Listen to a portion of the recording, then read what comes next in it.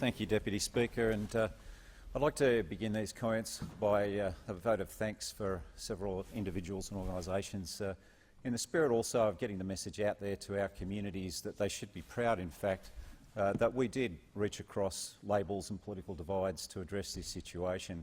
And so, as the Deputy Prime Minister mentioned, I want to thank him for all of the communications that we engaged in, more than we were with our wives, I think, at the time. And it's always been that way between us. We shared some of the same turf with the vagaries of redistributions. I'm the proud custodian of the Tim Fisher walking stick for the Tumba Trek, which we hope will continue into our tortured landscape in the future. But thank you for being responsive and taking on board the ideas that we've passed on. And many others, of course. Good friend, the member for Gippsland, another neighbour down there across the border. Even if you are a Mexican, you're not a bad bloke. Thank you for all your efforts. Member for Fadden helped me out with the Bega Centrelink issues that we faced, and others who've reached out, like the member for Ford. Really appreciate your care and concern, and of course my good friend, the member for Barara, you're a mensch, and really appreciate your contact as well. And of course my colleagues on this side, particularly those who are severely affected. Member for Macquarie, who has a lot of empathy on this issue, having lost a property in previous fire, and the member for Gilmore, another neighbour who did it extremely tough during all of this. But there's many others besides, and particularly we've talked about our first responders and our fireys. Just an incredibly amazing story, and you know, it was a privilege to have Shane Fitzsimons in this chamber. I've spent a lot of time with Shane visiting our many RFS fire stations on presentation nights, and his is an incredible story. He actually joined the RFS at the age of 15, sort of like I did my time. But more than that, he lost his own father in a hazard reduction burn in the Ku-ring-gai Chase National Park in 2000, along with another 3 firefighters who died on that occasion.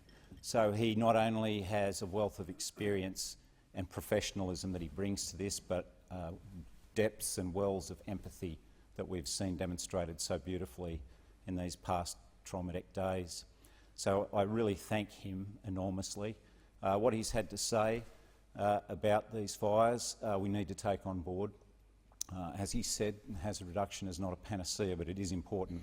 And I want to reinforce the comments for the member for Gippsland in relation to cultural burnings.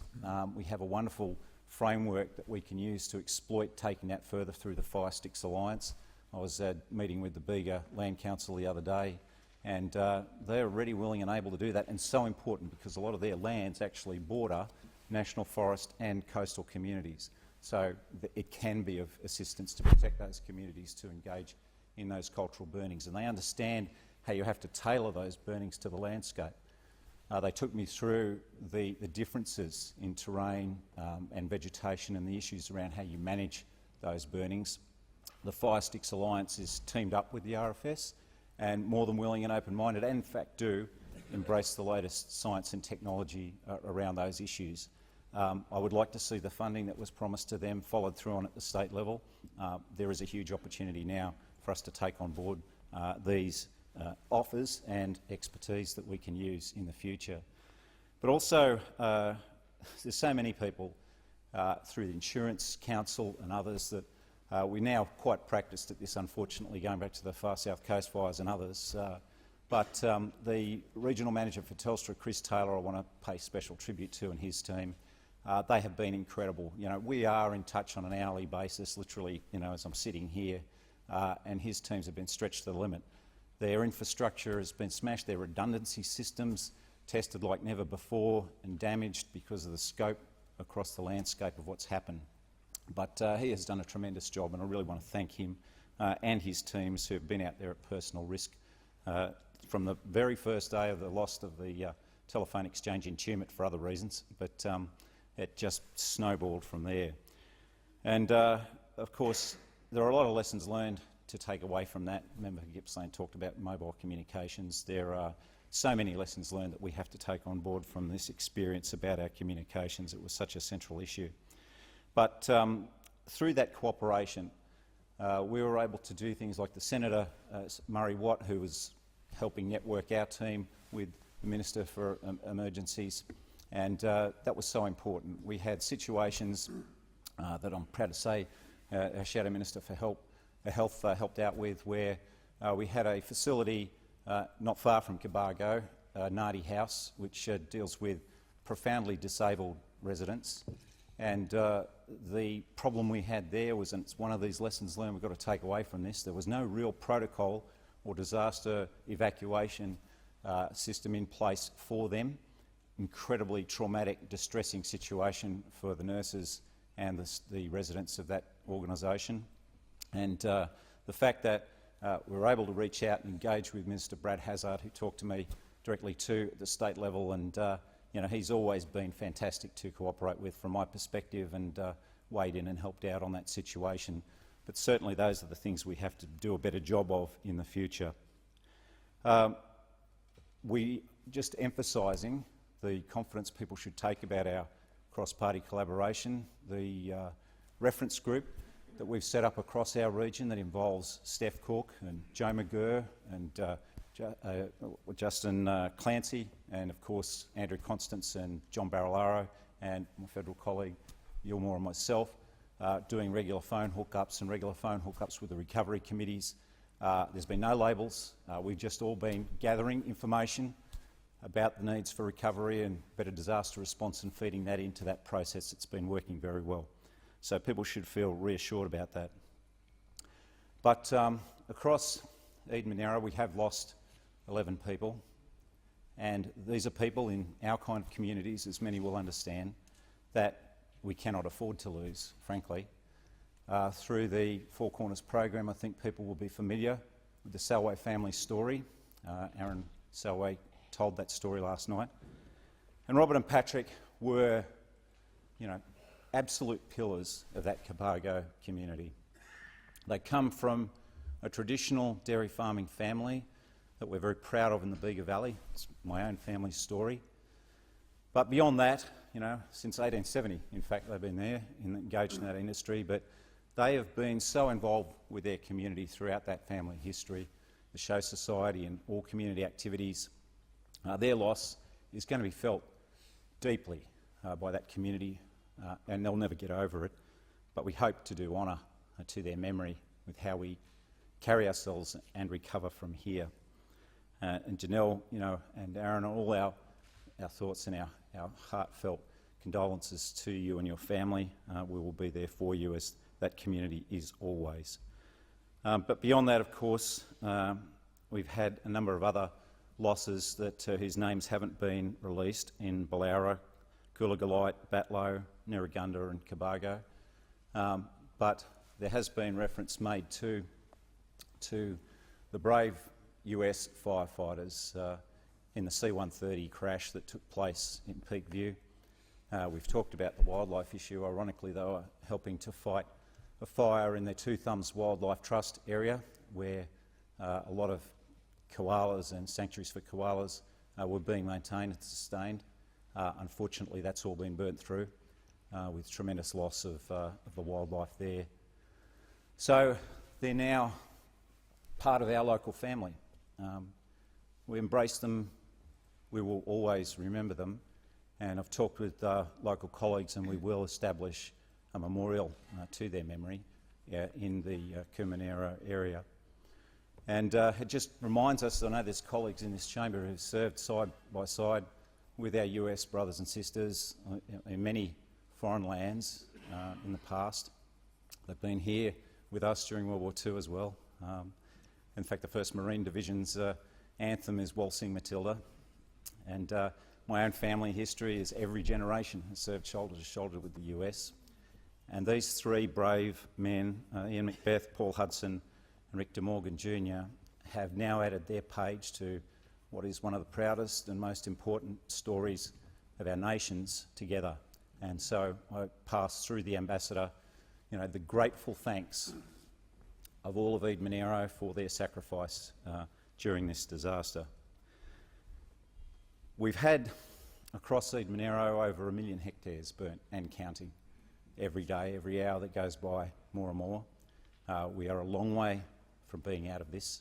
This disaster, we're told by the Bureau of Meteorology, and the conditions that have been at the heart of it are likely to continue through to May. we are just gut-wrenched at what we've had experienced. It's been a massive kick in the guts to our entire economy. There is no aspect of the economy of Eden-Monaro that has not been devastated. From the businesses that have been burnt, the loss of the timber industry, to the hit they've taken that will take them 20 years to recover from, our orchard growers in Batlow, maybe 10 years to do recovery from a lot of that damage. These are long-standing hits that will take a huge recovery effort.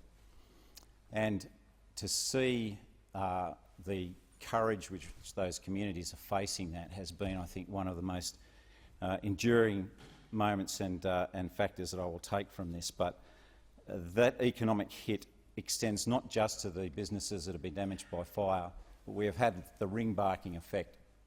So every business, whether they were near a fire front or not, has been devastated. The loss of the tourists and the damage caused by power outages, etc. And I think of the brave general store owners in Corma, Ellie and Alex, who during the heat of this were just donating their stores and stock to local fireys and the fireys who are engaged in this, suffering damage from power loss and threat from fire itself. Alex stayed behind at one moment during the evacuation to fight the fires to save the general store, but it has suffered some damage, but not enough to qualify for the insurance that would normally kick in. So they are crying for help for quick-hitting action that will assist all these small businesses, and many suggestions have been passed, including perhaps tax relief for people engaging in accommodation in fire-affected areas, taking holidays. It's something we need to look at, a whole range, obviously, of measures, and we'll be saying, obviously, more about that and talking more about that in the days ahead. But across all 42,000 square kilometres of Eden-Monaro, which is bigger than 66 countries, we have been under siege, as we still are. And with our fireys out there, one of the big takeaways through this mega disaster has been the holes and gaps in the system that we need to take on board as a lesson learned. And I think Mark Binskin is a fantastic appointment. He's a good friend I've served with for many, many years. He's also a constituent, so he'll be empathetic to all of this. But a fine leader and a competent officer, and also a very empathetic person in his own right, wonderful human being. So we need to do a deep strategic analysis of the holes in our system.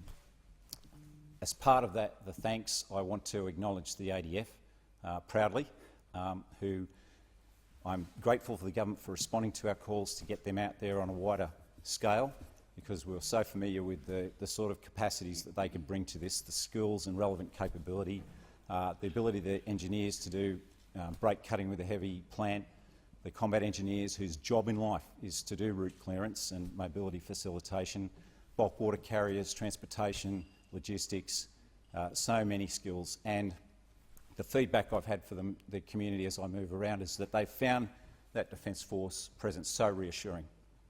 And that is a contributor to the mental health issue that we have talked about. So it has been important to do, and the lesson that we need to take away from it is how do we do that better in a more efficient, effective way as soon as we can do it? How do they coordinate that? We've seen some disconnects in issues of communication and coordination. These are just lessons to be learned. There's no blame to be handed around here. There's so much we can do better from what we've learned. A disaster on this scale has really revealed, I think, a lot of the problems that we are facing now with the extension of the fire season. As we know, since the 70s, it's 19% longer than it used to be, and that's just increasing. And so we're overlapping with the Northern Hemisphere with these fire seasons, as we saw in this situation with the fires in California, the fires in New South Wales. So we need to be more self-sufficient in our air assets, and we need to take urgent steps for the next fire seasons ahead to make sure that happens. But also we need to explore the possibilities of drone technology. This is happening in Israel and the US as we speak. Things like Project Maven in the US, which is applying military technologies to the disaster response. We can use that during high-risk periods in high-risk areas and around population centres to detect early as possible ignitions so we can vector to them before they become mega disasters, then deploying our assets and rapid response teams and the like. These are key prevention approaches that we can possibly take. So I would urge that we do look at that in this process of review that we're about to launch into. But we do need a national plan that embraces all this, and hopefully that will emerge from the process that we're about to launch on.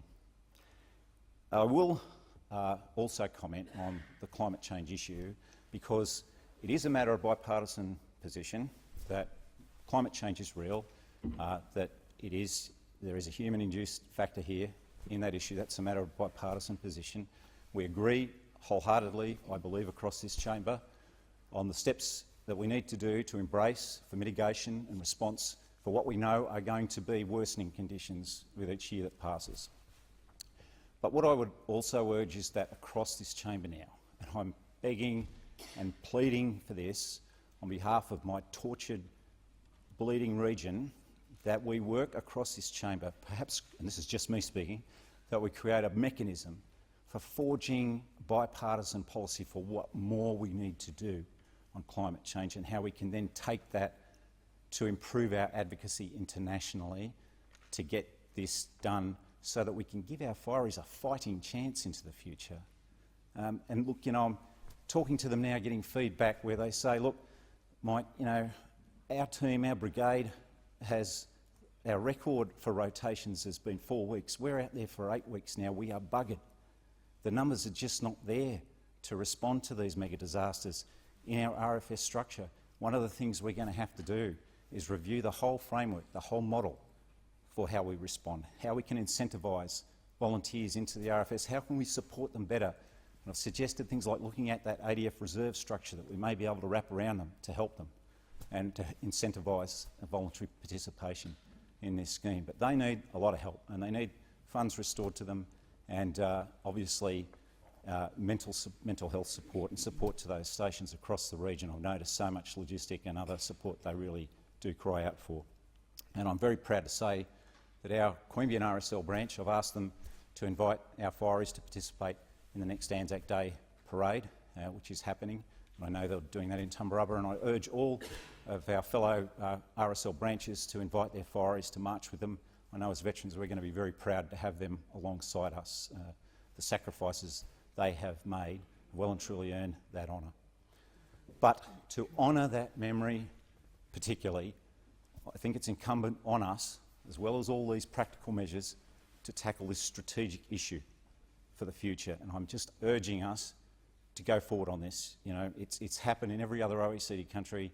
Boris Johnson's out there calling for zero net emissions by 2050, reaching out to Australia to do more, hosting the next COP. Will be talking to us about that. It doesn't need to be about politics, it needs to be about the facts. And I'm hoping that we begin this analysis, as the New South Wales inquiry is doing. They're having a scientist in there. Let's get the facts and the projections on the table. Listen to our agencies, Bureau of Meteorology, CSIRO, Academy of Sciences. Those are the people we've got to listen to. Get the facts right, up front, and then go forward. That is sound military procedure. We call it the appreciation process. You start with objective facts, you go through a process that eliminates subjectivity, and you get to an objective result. I'm begging you to engage now in that sort of process. And finally, to finish, Deputy Speaker, I could not be more proud of this community, Eden-Monaro. They have shone in this. They have discovered wells of inner strength and compassion and love for each other. That has brought me to tears as I've been out there amongst them. And that is the strength of this country. That is what's the base of our voluntary spirit. And we should all be proud of that, but we should all pay tribute to it by responding now as we should. What we do now will define us to future generations, and we must honour that spirit that exists in our rural communities.